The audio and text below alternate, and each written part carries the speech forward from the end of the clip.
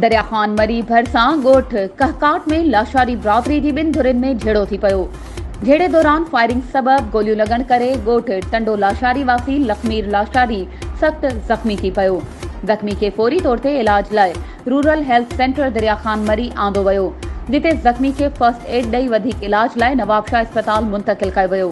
ज़ख़्मी लखमीर लाशारी ॿुधायो त साहिब खान लाशारी ऐं अकलम लाशारी वारी धुर में नेक मर्दनि सां गॾु सुलह कराइण आयासीं त साहिब खान लाशारी वारी धुर सिधी फायरिंग कई।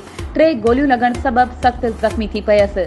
लाशारी बिरादरी जी ॿिनि धुरियुनि साहिब खान लाशारी ऐं अकरम उर्फ अकरू लाशारी वारी धुर जो काफ़ी वक़्त खां झेड़ो हलंदड़ आहे।